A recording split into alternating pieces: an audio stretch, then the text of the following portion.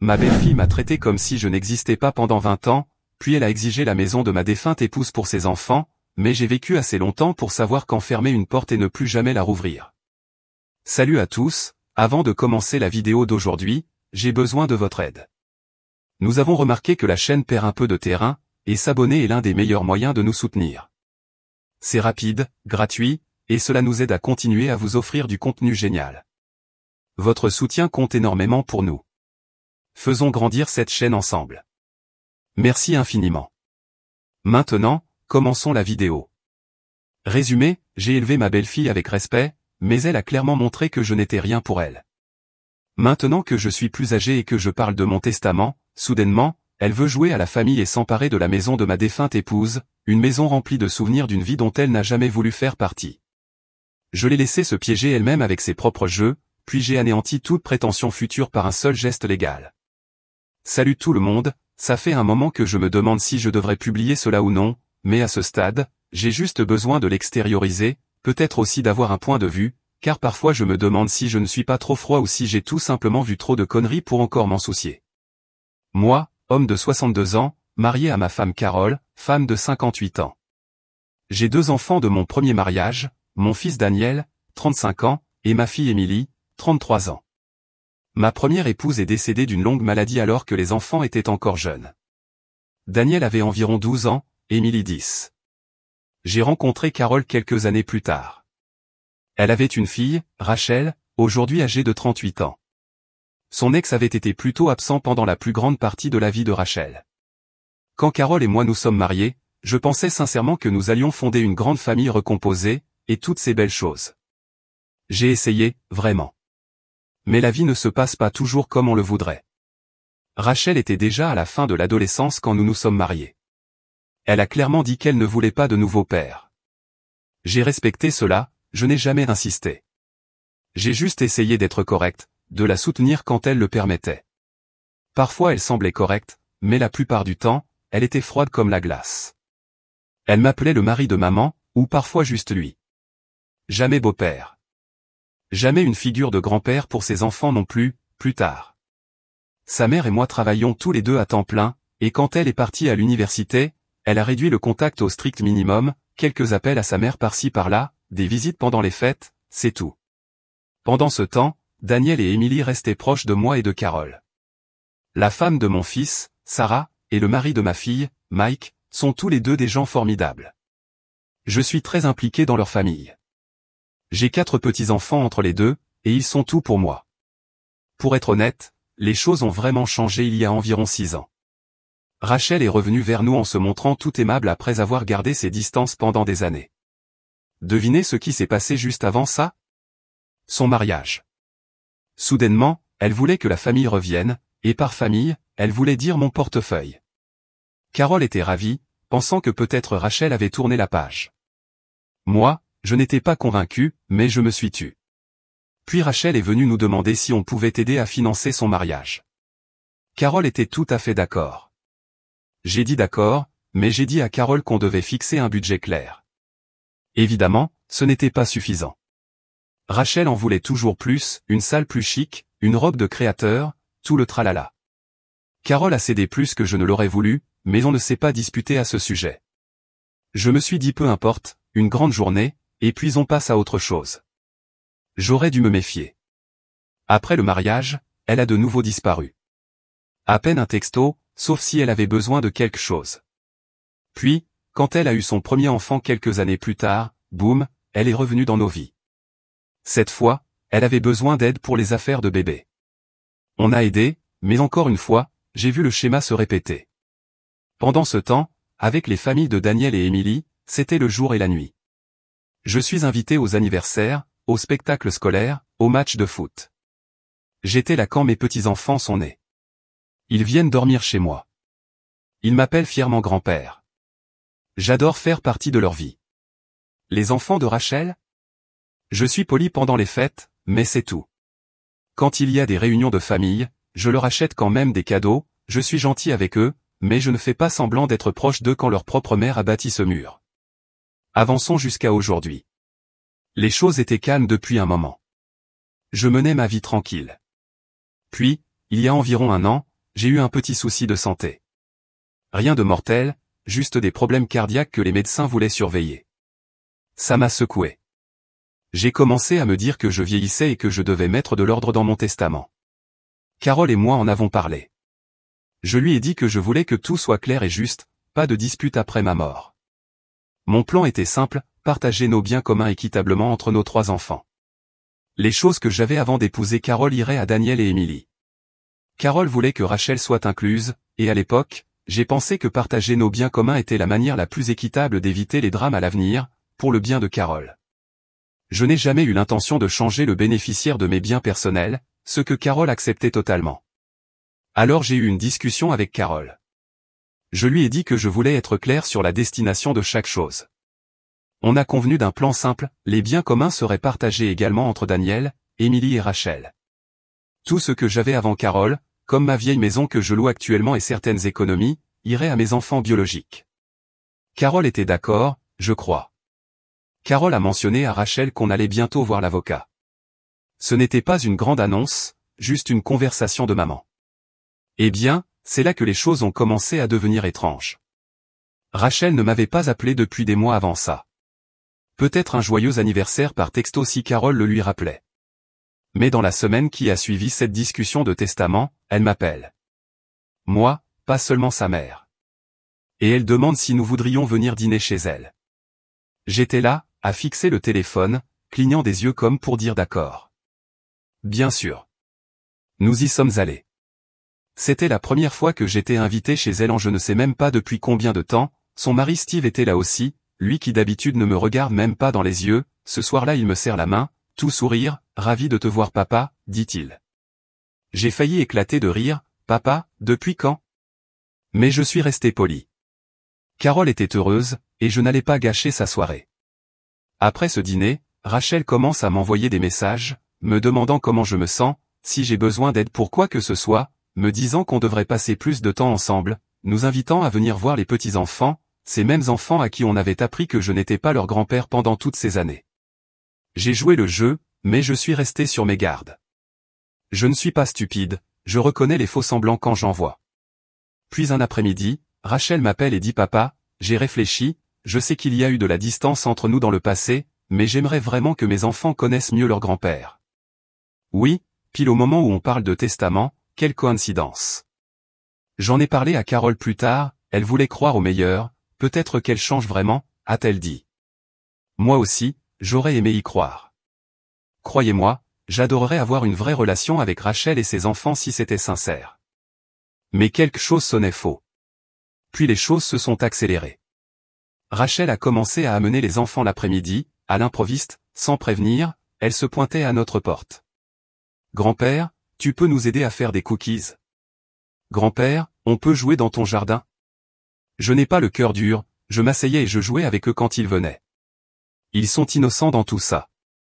Mais au fond de moi, je savais que ce n'était pas pour créer des liens, c'était pour créer un levier. Quelques semaines plus tard, on est tous sortis déjeuner ensemble. Rachel en faisait des tonnes, me prenait dans ses bras devant tout le monde, m'appelait papa à chaque occasion. Puis elle lâche cette petite perle pendant le repas, alors, quand tu fais ton testament, tu t'assures que ce soit équitable, hein? Je veux dire, on est tous une famille. Je sais que tes autres petits-enfants passent beaucoup de temps avec toi, je veux juste être sûr que mes enfants ne soient pas oubliés. J'ai failli m'étouffer avec mon sandwich. Je l'ai regardé et j'ai dit, Rachel, tu sais qu'on veut que ce soit équitable, tu n'as pas à t'inquiéter pour ça. Elle a souri, mais ça n'atteignait pas ses yeux. Et elle n'avait pas fini, pas du tout. Quelques semaines plus tard, ma nièce organisait un grand barbecue familial, un de ces événements où tout le monde vient, pas d'excuses. Je n'étais pas super emballé d'y aller, mais Carole voulait vraiment voir les cousins, alors j'ai accepté. Bien sûr, Rachel et sa bande étaient là. J'ai gardé les choses polies, dit bonjour, rien de plus, pendant presque tout l'après-midi. Tout est resté civilisé, les enfants couraient partout, les adultes discutaient tranquillement. Mais vers la fin, après que quelques personnes soient parties, Rachel m'a coincé près du porche. Elle commence toute douce, papa, on peut parler une minute? Je me suis dit, allez, c'est reparti. Mais j'ai hoché la tête. Elle dit, j'ai beaucoup réfléchi à l'avenir, à la famille, et voilà que ça arrive. Puis elle lâche, tu sais cette vieille maison que tu loues? Celle où tu vivais avec maman et les enfants? Je pensais, puisque tu as déjà tant de souvenirs liés à elle, est-ce que ce ne serait pas bien si mes enfants pouvaient y grandir? Peut-être que tu pourrais nous la laisser, au lieu de simplement diviser l'argent. Ce serait tellement important. Je l'ai regardé, sans voix pendant quelques secondes. Pour vous donner du contexte, cette maison n'est pas juste un bien locatif au hasard. C'est la première maison que j'ai achetée avec ma défunte épouse. C'est là que Daniel et Émilie ont grandi, là où nous avons construit notre vie avant que tout ne change. Quand j'ai emménagé avec Carole, je l'ai gardée et mise en location. En partie pour les revenus, en partie parce que je ne pouvais pas me résoudre à m'en séparer. Rachel sait tout ça, connaît toute l'histoire, et la voilà qui essaie de la revendiquer pour ses enfants après avoir passé 20 ans à faire comme si je n'étais pas de la famille. J'ai pris une grande inspiration et j'ai dit, Rachel, cette maison est déjà destinée à quelqu'un. Elle ira à Daniel et Émilie, comme ça a toujours été prévu. Elle est devenue glaciale en un instant, waouh, alors tu vas vraiment continuer à me punir pour le passé? J'ai dit, il ne s'agit pas de punir, il s'agit de respect. Tu as clairement fait comprendre pendant des années que je n'étais pas de la famille. Maintenant, tu n'as pas le droit de réécrire les règles. Elle s'est mise à pleurer, je veux juste que mes enfants aient quelque chose, est-ce si mal? J'ai répondu, tes enfants auront ce qui est juste. Mais tu ne peux pas décider de ce qui est significatif pour moi ou de là où ça doit aller. Rachel ne m'a pas rappelé depuis le barbecue. Elle parle encore à Carole de temps en temps, mais même ça, c'est devenu plus rare. Et après ça, elle a redoublé de gentillesse, plus de textos, plus de visites surprises, plus de papa par-ci, de grand-père par-là. Voilà le truc, Daniel et Émilie ont tout de suite vu clair. Daniel m'a carrément dit, papa, elle te manipule, fais attention. Émilie n'était pas aussi directe, mais elle a dit, protège ta tranquillité, d'accord? Ne la laisse pas te culpabiliser pour faire quelque chose que tu ne veux pas. Même Carole a commencé à s'en rendre compte au bout d'un moment, elle est vraiment intense, tout à coup, elle a avoué. Je commence à me demander si c'est vraiment juste une question de famille. Tu crois? À ce stade, une part de moi voulait croire que peut-être Rachel voulait vraiment se reconnecter. Mais le timing, les remarques constantes sur l'équité, sur les petits-enfants, sur le testament, c'était trop. J'ai décidé de ne pas la confronter tout de suite.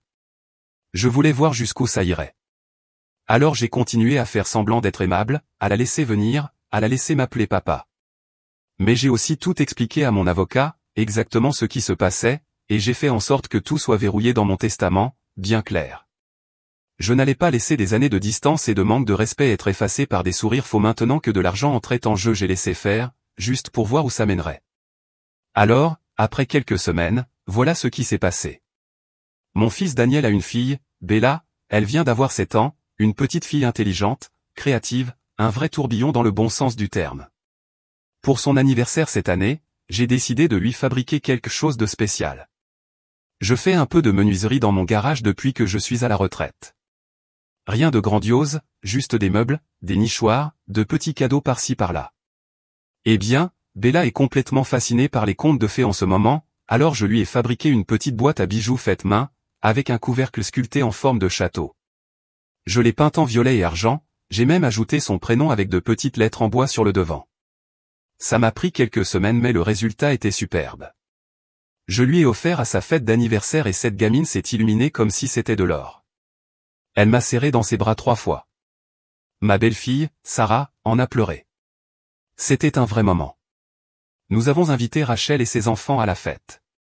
On s'est dit pourquoi pas, peut-être que les enfants pourraient jouer ensemble, commencer à construire quelque chose de normal. L'invitation a été envoyée à tout le monde. On ne cachait rien à cette fête. Tout semblait aller bien au début. Rachel faisait la conversation, a complimenté le gâteau, a laissé ses enfants courir partout. Mais au moment où Bella a ouvert cette boîte à bijoux, j'ai remarqué quelque chose changer sur le visage de Rachel. Elle s'est figée, a affiché un sourire crispé, puis s'est tournée et a chuchoté quelque chose à son mari, Steve. Je n'y ai pas trop prêté attention sur le moment, j'ai continué à profiter de la fête. Plus tard dans la soirée, après que la plupart des invités soient partis et qu'il ne restait que la famille pour ranger, Rachel est venue me voir dans la cuisine pendant que je rangeais des assiettes. Elle dit, alors, Bella a droit à un cadeau fait sur mesure, hein? J'ai cligné des yeux et dit, oui, elle adore les histoires de princesses, je me suis dit que ça lui plairait. Puis elle rit, pas un rire joyeux, non, ce genre de rire sarcastique et amer, et elle dit, bien sûr, parce que tes vrais petits-enfants ont droit à un traitement spécial. Je suis resté là, essayant de comprendre ce qu'elle voulait dire. Alors j'ai dit, Rachel, j'ai acheté des cadeaux de Noël à tes enfants, comme à tous les autres. Tu as fait clairement comprendre il y a des années que je n'étais pas de la famille. Je n'ai jamais fait autre chose que te respecter là-dessus. Eh bien, parfois, les choses peuvent être revues, dit-elle. Soyons honnêtes, si tu avais fait plus d'efforts quand j'étais plus jeune, peut-être que rien de tout ça ne serait un problème aujourd'hui. Tu as de la chance que je te donne encore une chance. Là, je suis resté figé. De la chance? J'ai gardé une voix calme et j'ai dit, Rachel, je ne t'ai jamais rien dû, sauf du respect. Et je t'en ai donné, même quand je ne le recevais pas en retour. Mais là, tout était dit. Ce n'était pas une histoire de famille ni d'enfant. C'était régler des comptes anciens, et attraper tout ce qu'elle pouvait en jouant la comédie. Et elle explose, à plein volume, du respect? Tu es sérieux? Tu as ignoré mes enfants depuis leur naissance. Tu n'as jamais essayé. Maintenant, tu fais le héros avec Bella, Mason et les deux autres. Tu leur fabriques des meubles, tu es présent à tout, et mes enfants, ils ont quoi? Une carte cadeau une fois par an. Tu as toujours eu tes préférés. Et ne crois pas que je ne vois pas ce qui se passe avec ce testament non plus. C'est cette dernière phrase qui m'a tout confirmé. Je n'ai même pas haussé la voix. Je l'ai simplement regardé et dit, alors c'est ça, tout ce cinéma? Les appels, les visites, les sourires forcés? Tu pensais que si tu faisais semblant assez longtemps, j'oublierais les 20 dernières années et je te remettrais une part de mon héritage? Elle n'a même pas nié. Elle a juste ricané et dit, ne joue pas au sein. Tu as épousé ma mère et tu m'as traité comme un problème dès le premier jour. J'ai dû m'éloigner. Je ne voulais pas dire quelque chose que j'aurais regretté. Carole nous a vu nous disputer et a essayé d'intervenir, mais Rachel est partie en trombe avec ses enfants avant que ça ne dégénère. Le lendemain, Rachel envoie un long message dans le groupe familial, pas juste à nous, mais aussi à Daniel, Emily, leurs conjoints, même à certains cousins. Un gros déversement émotionnel disant que je l'ai toujours exclu, que ses enfants se sentent mal aimés, que j'utilise l'affection comme une arme. Puis les messages ont commencé à pleuvoir. Certains membres de la famille élargie, ceux qui ne connaissent pas toute l'histoire, ont commencé à me faire culpabiliser. Mais Daniel a réagi tout de suite, Rachel, tu as ignoré papa pendant 20 ans. Tu ne l'as même pas invité à ton mariage. Ne viens pas faire la victime maintenant qu'il montre de l'amour à ceux qui ont été là pour lui. Émilie a ajouté, mes enfants l'appellent grand-père parce qu'il a toujours été là. Les tiens ne le font pas parce que tu leur as dit de ne pas le faire. Carole était tiraillée. Elle n'aimait pas les disputes, encore moins les dramas de groupe. Mais elle a aussi vu la vérité. Elle a admis plus tard qu'elle avait essayé de croire que Rachel avait changé. Mais tout commençait à s'éclaircir. Ce jour-là, le masque est tombé. Tout ce qui a suivi, c'était Rachel qui essayait de se faire passer pour la victime. Pas d'excuses, aucune tentative réelle de réparer quoi que ce soit. Juste plus de culpabilisation, plus de manipulation, plus d'efforts pour tordre l'histoire à son avantage. J'ai dit franchement à Carole, elle n'est plus la bienvenue chez nous. Je ne joue plus à ces jeux. Carole n'a pas protesté. Elle parle encore à Rachel au téléphone parfois, mais c'est devenu distant, superficiel. Rachel n'a pas essayé de revenir nous voir depuis. Et franchement, je n'en suis pas peiné. Je lui ai donné des années, elle ne m'a donné que du mépris, jusqu'à ce que l'argent entre en jeu après cette dispute à l'anniversaire de Bella, je pensais que les choses allaient se calmer. Rachel avait quitté le groupe, les tensions avaient explosé, et Daniel et Emily m'avaient soutenu. Je pensais qu'on allait tous retourner à l'indifférence habituelle, rien de grave. Mais non, Rachel n'en avait pas fini. Dans les jours suivants, elle a commencé à manigancer dans l'ombre. Le téléphone de Carole n'arrêtait pas de sonner. D'abord sa sœur, puis sa cousine. Oh, on a entendu dire qu'il y a eu une scène à l'anniversaire de Bella, que se passait-il? Rachel racontait à tout le monde que je traitais ses enfants comme des moins que rien, que je faisais du favoritisme, que je l'excluais du testament par pure rancune, que des absurdités. Mais vous savez comment vont les ragots de famille, les gens adorent mettre leur nez dans les affaires des autres, surtout quand ça sent le scandale.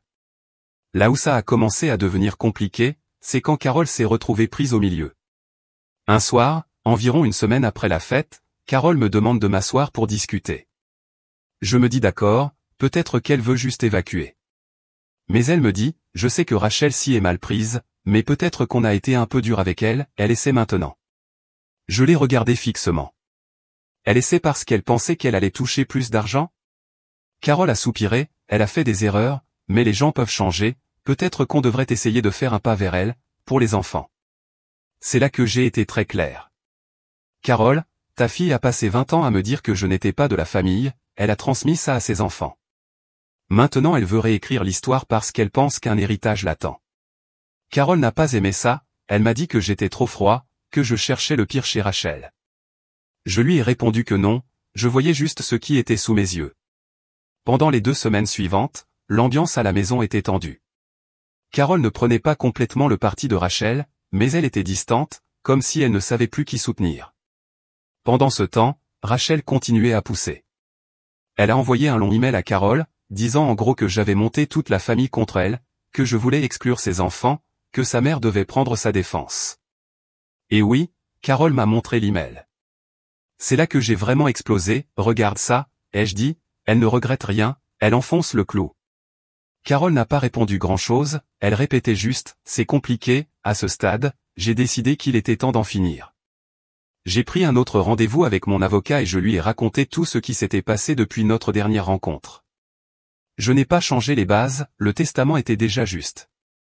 Mais j'ai ajouté une clause, si quelqu'un dans la famille contestait le testament ou causait des ennuis juridiques après ma mort, sa part serait annulée. Mon avocat a dit que c'était intelligent, que ça arrêtait les vautours avant qu'ils ne commencent à tourner. Et c'était exactement ce que je voulais.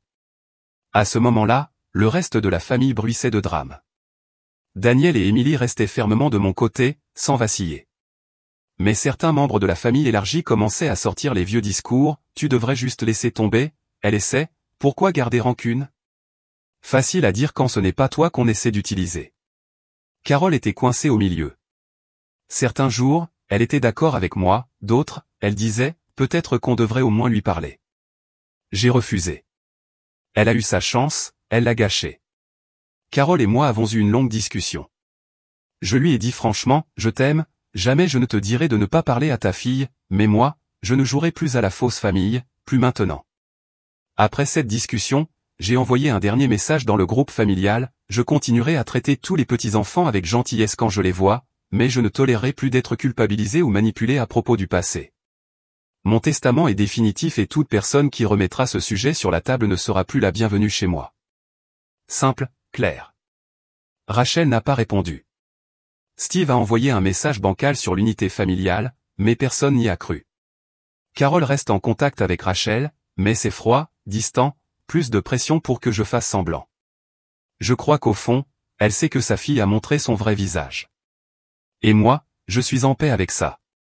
J'ai des petits-enfants qui m'aiment, des enfants qui m'ont soutenu, c'est tout ce dont j'ai besoin. Le jeu de Rachel avait échoué, son masque était tombé, tout le monde l'avait vu, et j'avais clairement indiqué ma position. Le drame allait se calmer, et on allait revenir à une vie tranquille. Je n'étais pas assez naïf pour croire qu'elle allait s'excuser, mais je pensais que le message était passé. En fait, je me trompais. Les vraies manigances ne faisaient que commencer. Ça a commencé discrètement. Quelques semaines après mon message dans le groupe familial, mon avocat m'a appelé. Je pensais que c'était une vérification de routine, on avait été en contact souvent ces derniers temps pour tout verrouiller. Mais cette fois, son ton était différent. Il m'a dit qu'un avocat l'avait contacté de la part de Rachel, pour demander des précisions sur le testament et sur la répartition des biens, en particulier concernant l'ancienne maison, celle où Daniel et Émilie avaient grandi avec leur mère, celle que Rachel avait essayé de revendiquer lors du barbecue. Maintenant, elle passait à l'étape supérieure. Son avocat avançait l'idée que, puisque Carole et moi étions mariés depuis des décennies, et que Carole avait eu une vie de famille dans cette maison, elle pouvait être considérée comme un bien commun, ou au moins partiellement partagé. C'était tiré par les cheveux. N'importe qui avec un peu de bon sens verrait clair dans leur jeu mais il comptait sur l'intimidation. Il voulait que je cède soit par épuisement, soit par peur des retombées familiales. Je n'étais pas ébranlé. J'en avais vu assez dans la vie pour savoir que, quand les gens commencent à chercher des astuces juridiques, c'est généralement qu'ils n'ont aucun vrai argument. Mais celle-là faisait plus mal. Cette maison n'était pas juste un bien immobilier, c'était un lieu construit sur ma première vie, celle que le cancer m'avait volée, à moi et à mes enfants. Elle était remplie de souvenirs que Daniel et Émilie méritaient de garder, pas un trophée à offrir à quelqu'un qui nous avait traités comme des étrangers pendant la majeure partie de sa vie. Heureusement, mon avocat était préparé. Le testament incluait déjà cette clause de déchéance, quiconque contestait ou engageait une procédure juridique perdait automatiquement sa part. Il a envoyé une réponse ferme, rendant ce point parfaitement clair. Il n'y aurait aucune négociation. Si Rachel voulait brûler elle-même son pont, qu'il en soit ainsi. Juridiquement, nous étions couverts, mais émotionnellement, les gants étaient tombés. Ce que je n'avais pas prévu, c'était à quelle vitesse Rachel allait changer de stratégie quand sa manœuvre juridique s'est heurtée à un mur. Elle est passée directement à la guerre émotionnelle. Elle a intensifié la campagne de culpabilisation envers Carole. Soudainement, le téléphone de Carole n'arrêtait plus de sonner. Rachel appelait presque tous les jours. Et quand Carole ne répondait pas assez, Rachel a commencé à mobiliser la famille élargie, des cousins, de vieux amis, même la propre sœur de Carole. Tous se sont mis à appeler pour dire à quel point la famille était divisée, qu'on repoussait Rachel, que les petits-enfants souffriraient si on ne réparait pas les choses. J'ai vu ce qui se tramait à des kilomètres. Rachel essayait de m'isoler en exploitant fortement la culpabilité de Carole en tant que mère. Et pour être honnête, Carole a essayé de résister. Mais la pression constante l'a épuisée. Entendre Rachel était une chose. Mais entendre ça de gens qu'elle connaissait depuis toute sa vie, c'en était une autre. À ce moment-là, j'ai commencé à remarquer un changement chez Carole. Subtil au début, plus réservée, moins bavarde pendant les repas. Je la surprenais en train de fixer son téléphone pendant de longues minutes, lisant des messages sans dire un mot. Quand je lui demandais ce qu'il se passait, elle secouait juste la tête et disait que ce n'était rien d'important. Mais je savais. Rachel était en train de lui souffler à l'oreille, et ça commençait à prendre. Il n'a pas fallu longtemps pour que Carole finisse par en parler.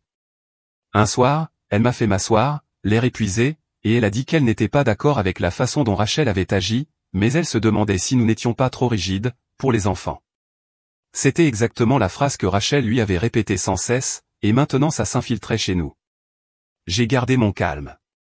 J'aimais Carole, je n'allais pas laisser ça faire exploser notre mariage. Mais je n'allais pas non plus céder à la manipulation. Je lui ai rappelé calmement, mais fermement, que Rachel nous avait ignorés pendant 2 décennies, que tout ce qu'on vivait aujourd'hui n'avait rien à voir avec l'amour, mais avec l'argent. Que les enfants pour lesquels Rachel s'inquiétait tant avaient été élevés à me voir comme rien de plus que le mari de leur mère, jusqu'à ce qu'on parle du testament. Carole a écouté, mais je voyais bien que c'était difficile pour elle. Rachel était sa fille, peu importe à quel point elle agissait de manière égoïste ou sournoise, l'instinct maternel refusait d'abandonner l'espoir que les choses puissent s'arranger. Je comprenais ça. Mais je n'allais pas me laisser entraîner. Au fil des jours, la pression de la famille élargie ne faisait qu'augmenter. Certains avaient clairement entendu la version de Rachel, et rien d'autre.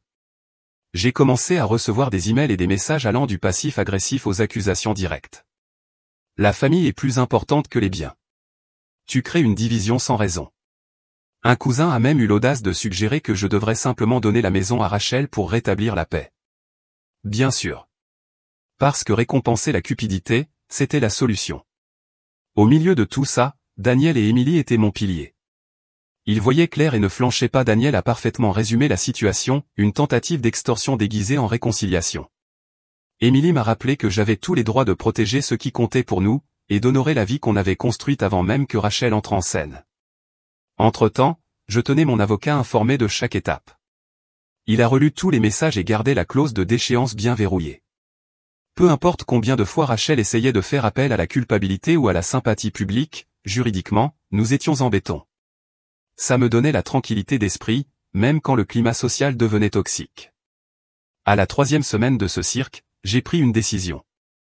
J'ai dit clairement à Carole qu'elle pouvait entretenir la relation avec Rachel comme elle le souhaitait, je n'interviendrai pas mais je ne participerai, sous aucun prétexte, à d'autres discussions sur la maison ou le testament. La ligne avait été franchie, et je ne bougerai pas. Carole n'était pas ravie, mais elle a respecté ça. Je pense qu'au fond, elle savait que j'avais raison, même si ça faisait mal. Les retombées avec sa famille suivraient leur cours, mais moi, j'avais fini de me défendre. Rachel avait essayé de transformer ça en jeu de pouvoir, mais elle avait sous-estimé une chose, un homme qui a déjà tout perdu une fois ne se laisse pas intimider facilement. Cette maison n'était pas à vendre. Mon intégrité non plus. Et maintenant, grâce à ses propres actions, le mince espoir de relation qu'on aurait pu reconstruire était parti à jamais. Mais je ne m'attendais pas à ce que son mari vienne aussi se manifester. Steve avait toujours été inexistant, le genre de gars qui ne disait pas deux mots aux réunions de famille. Pendant des années, je n'avais rien contre lui, mais je n'en pensais pas grand-chose non plus. Mais voilà que, soudainement, il trouvait sa voie. D'abord des textos, discrets. Il m'a écrit tard un soir, « Écoute, cette famille est en train de se déchirer à cause d'une maison. Sois l'homme mature. » Ah oui? Être l'homme mature, c'est donc remettre la maison de ma première épouse à la fille qui nous a ignorés pendant 20 ans? J'ai ignoré. 2 jours plus tard, un autre texto, cette fois un peu plus audacieux, « Tu ne voudrais pas que ça devienne moche, n'est-ce pas ?» Là, on jouait à un tout autre jeu, j'en ai fait une capture d'écran et l'ai envoyée à mon avocat. Sa réponse tenait en une ligne, « Garde tout, ne réponds pas », alors je n'ai pas répondu. C'est à ce moment que les choses ont vraiment dégénéré. Carole a reçu un appel de Rachel, en pleurs, disant que papa nous menace, et Steve essaie juste de raisonner avec lui. Bien sûr, menace, je n'avais même pas répondu aux messages absurdes de ce type. L'étape suivante était encore plus sale. Environ une semaine plus tard, j'ai reçu un appel d'un de mes locataires, paniqué, « Monsieur O, un couple est venu ce matin, ils disaient être les nouveaux propriétaires de la maison, et que dorénavant on devait traiter avec eux, pas avec vous. » Je lui ai demandé s'ils avaient donné des noms, oui, Rachel et Steve. Il s'était pointé à l'improviste, racontant à mes locataires n'importe quoi sur une prétendue transition de propriété et un accord familial. Les locataires n'étaient pas stupides. Ils m'ont immédiatement appelé et ont refusé d'ouvrir la porte dès que ça leur a semblé louche. Ils ont même capturé une partie de la scène sur leur caméra Ring, Steve essayant d'abord de les amadouer, puis disant, je cite, « Il est dans votre intérêt de coopérer maintenant plutôt que plus tard. » Là, j'étais furieux. J'ai rappelé mon avocat, il a rédigé une lettre immédiatement, avertissant Rachel et Steve que toute tentative future d'interférence avec la propriété ou les locataires entraînerait une action en justice. Il a aussi envoyé une lettre directement aux locataires, confirmant par écrit que la propriété n'avait subi aucun changement de propriétaire et que Rachel et Steve n'avaient aucune autorité ni aucun droit sur la maison. J'ai également contacté la ligne non urgente de la police et déposé un signalement pour intrusion, au cas où il recommencerait. Est-ce que cela les a arrêtés? Non. 2 jours plus tard, une voiture de patrouille s'est arrêtée devant chez moi. Apparemment, Steve avait déposé un signalement pour mise en danger d'enfants, prétendant que ma maison représentait un environnement dangereux pour ses enfants lors de leur visite. Totalement faux et risible, vu que leurs enfants avaient mis les pieds chez moi à peine quelques fois, et toujours sous la supervision de Carole. L'officier était professionnel, a fait preuve de sérieux et a immédiatement compris la supercherie. Il s'est même excusé auprès de moi, disant qu'il devait consigner le signalement, mais qu'il ne voyait aucun problème et n'irait pas plus loin. Je l'ai remercié, et ajouté cette donnée au dossier à transmettre à mon avocat. À ce stade, Carole était bouleversée. Même elle ne pouvait plus défendre tout cela. Steve a perdu les pédales, m'a-t-elle dit. Je ne sais pas ce que Rachel imagine. Je lui ai dit clairement, ce n'est pas juste Steve, c'est les deux. Et moi, j'ai fini de jouer. Leur sentiment d'avoir droit à tout était devenu incontrôlable. Ensuite, autre manœuvre, Rachel a organisé un dîner familial de réconciliation. Elle a envoyé des invitations via Carole et quelques cousins. J'en ai reçu une aussi, carte imprimée par la poste, mettons nos différends de côté et reconstruisons la famille. Dîner dans une salle louée, traiteur, toute la panoplie. Je savais ce que c'était, un piège bien orchestré. J'ai dit à Carole que je n'irais pas, elle m'a supplié de reconsidérer pour tourner la page. Je suis resté ferme. Je n'allais pas entrer dans une pièce remplie de gens coachés par Rachel pour me faire culpabiliser. J'ai parlé à Daniel et Emily, ils ont tous deux dit la même chose, n'y va pas, elle veut créer une scène publique. Évidemment, après mon refus, un post Facebook est apparu 2 jours plus tard, la lettre ouverte de Rachel à moi et à la famille. Grande larme de crocodile, je pardonne à mon beau-père la douleur qu'il m'a causée, ainsi qu'à mes enfants. La vie est trop courte pour l'amertume. J'espère juste qu'il trouvera la paix et ouvrira son cœur avant qu'il ne soit trop tard. Les commentaires étaient un cirque, des cousins qui me connaissent à peine postaient des commentaires du genre tellement courageux ou j'espère que la famille guérira. Pendant ce temps, Daniel et Emily dénonçaient discrètement tout ce cirque en message privé. Mais le mal était fait. Rachel essayait de se faire passer pour la sainte, et moi pour le vieux grincheux sans cœur. Puis est venu le point de rupture. Carole m'a apporté un document que Rachel lui avait demandé de signer, soi-disant pour clarifier les choses. C'était un accord tordu stipulant que tous les biens familiaux devaient être traités de manière égale entre tous les enfants, en cas de litige successoraux. Un piège légal, pur et simple. J'ai dit à Carole, sans détour, si tu signes ça, on ne reparlera plus jamais de tout ça. Elle ne l'a pas signé. Je pense que ce moment l'a vraiment réveillée, pour de bon. Cette même semaine, je suis retourné chez mon avocat et j'ai fait mettre à jour le testament, une bonne fois pour toutes. Cette fois, c'était à toute épreuve. Rachel et ses enfants entièrement exclus. Héritage zéro. Clause de déchéance maintenue. Toute tentative de contestation entraînera une exclusion totale. Un relevé de faits ajoutés, mentionnant les pressions juridiques subies, pour éviter toute future contestation ou dénégation. J'ai aussi demandé à mon avocat de rédiger et d'envoyer une lettre de mise en demeure à Rachel et Steve, pour harcèlement, fausses accusations légales et interférence avec les locataires. Ils ont été avertis que toute action future entraînerait une poursuite civile. Enfin, j'ai envoyé un dernier email familial, bref et clair, les récentes actions de Rachel et Steve, incluant l'ingérence sur ma propriété, les faux rapports à la police, la diffamation publique et les manipulations juridiques, ont définitivement brisé ma confiance. Ils ne font plus partie de mon testament. Je ne discuterai plus jamais de ce sujet. Si vous choisissez de soutenir leur comportement, vous ne serez pas les bienvenus chez moi. Daniel et Émilie ont répondu avec leur soutien. Quelques membres de la famille ont geint à propos de l'unité familiale. Je les ai ignorés. Carole, elle, a enfin cessé de les défendre. Elle a admis un soir, tout bas, je déteste que ça en soit arrivé là, mais tu avais raison. Je lui ai dit, j'aurais préféré ne pas l'avoir été. Carole et moi avons cessé de parler d'eux, pas par accord, juste parce que nous étions épuisés. Je voyais qu'elle avait encore des choses à dire, mais elle les gardait pour elle. J'ai apprécié cela. Honnêtement, j'étais trop fatigué pour une autre confrontation. Mais quand Carole m'a dit qu'elle allait rendre visite aux petits-enfants chez Rachel, un jour, j'ai eu un mauvais pressentiment. Je n'ai pas essayé de l'en empêcher, ce n'était pas mon rôle. Mais je lui ai dit clairement, sois prudente, elle n'a pas fini de semer le trouble. Carole a juste soupiré et dit, je ferai vite. Cette visite est devenue le point final. Carole est revenue de chez Rachel, pâle et silencieuse. Elle a dit que Rachel avait craqué, l'avait accusée d'être faible, d'avoir subi un lavage de cerveau, et lui avait reproché d'avoir troqué sa vraie fille contre les restes d'une famille morte. Puis Rachel a franchi la ligne rouge. Elle a hurlé, tu regretteras ça quand il sera mort. C'est là que Carole a craqué. Elle lui a dit, non Rachel, c'est toi qui as abandonné. Tu as gelé cette famille pendant des années. Et maintenant tu pleures parce qu'il ne reste plus rien à prendre. Puis elle a pris son sac, a dit à Rachel de ne plus jamais appeler ni écrire, et est partie pour de bon. Ce soir-là, Carole s'est assise à côté de moi et a dit, c'est fini. Elle ne fait plus partie de la famille tant qu'elle n'agit pas comme telle.